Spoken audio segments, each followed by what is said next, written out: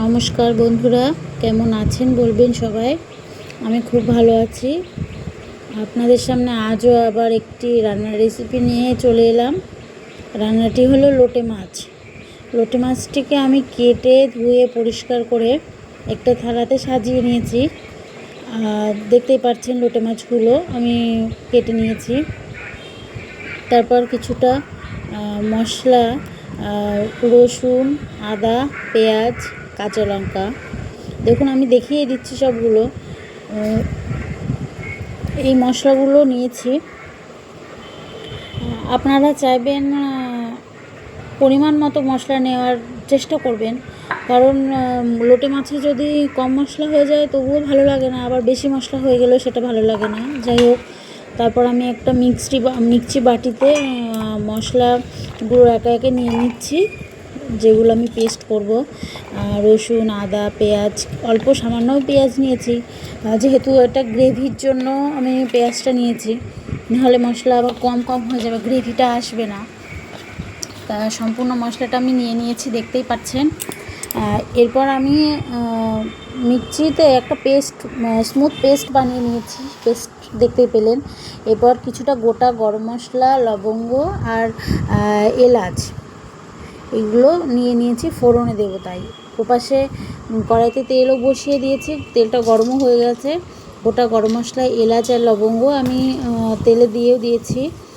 তারপর কিছুটা পেঁয়াজও কুচিয়ে রেখেছিলাম, কুচনো পেঁয়াজটাও আমি তেলের মধ্যে দিলাম। সম্পূর্ণ পেঁয়াজটা আমি পেস্ট করিনি, সেটা ভিডিওতে আপনাদের বলেই দিলাম আগেই।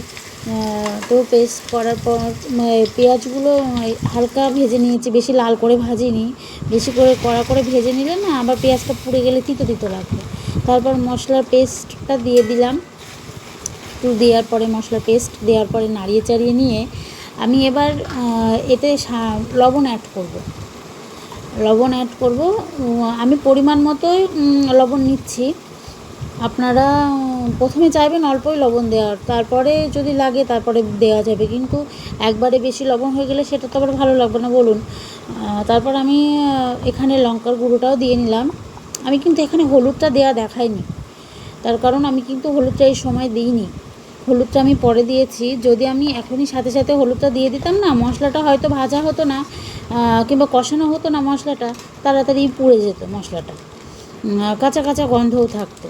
তারপরে আমি যাই হোক জিরের গুঁড়ো নিয়েছি, যেহেতু জিরে পেস্ট করিনি, জিরের গুঁড়ো নিয়েছি। কিছুক্ষণ পর মশলা কষানো হয়ে গেছে আমার। তারপর লোটে মাছ একে একে লোটে মাছগুলো দিয়ে দিচ্ছি। এবার বলি, লোটে মাছগুলো কিন্তু আমি আস্ত রেখেছি, তার কারণ লোটে মাছগুলো যদি আমি টুকরো টুকরো করে কাটি, এবার লোটে মাছের যে ছোটো ছোটো মানে যে লম্বা যে কাঁটাটা থাকে, সেই কাঁটাটা হয়তো আমি বের করতে পারবো না, গুঁড়ো গুঁড়ো হয়ে যাবে। অবশ্য কাঁটা গুঁড়ো হলেও কোনো ব্যাপার ছিল না, তবে টুকরো টুকরো করার থেকে আমি লোটে মাছটা আস্তে দিয়েছি। যাই হোক, তারপরে অনেকক্ষণ পর আবার লাস্ট নামানোর আগে আমি লোটে মাছটাকে একবার আপনাদেরকে দেখিয়ে দিলাম। এবার আমি এর মধ্যে গরম মশলা, শাহি গরম মশলার গুঁড়ো দেখতেই পাচ্ছেন, আমি দেখিয়ে দিচ্ছি, ওপর থেকে গরম মশলা ছড়িয়ে দিলাম। এরপর আমি আমার রেসিপিটা সম্পূর্ণটা নামিয়ে নিলাম। নামিয়ে নেওয়ার পরে দেখুন আমি কি সুন্দর করে ডেকোরেশন করেছি, ডেকোরেশনটা কেমন হয়েছে বলবেন। উপরে কুচনো ধনেপাতা দিয়ে, একটা লঙ্কা দিয়ে আমি এটাকে ডেকোরেশন করেছি, দিয়ে এটাকে সার্ভ করেছি। তো কেমন হয়েছে এটা দেখাবেন, খুব কাছে থেকেই দেখাচ্ছি আমি আপনাদের, বলবেন অবশ্যই, কমেন্ট করে বলবেন কেমন হয়েছে, দেখতে কেমন হয়েছে লোটে মাছ রান্নাটা। হ্যাঁ, আমাকে বলবেন। আজ ভিডিওটা এই পর্যন্তই। তো পরবর্তী ভিডিওতে আপনাদের সাথে আবার দেখা হবে।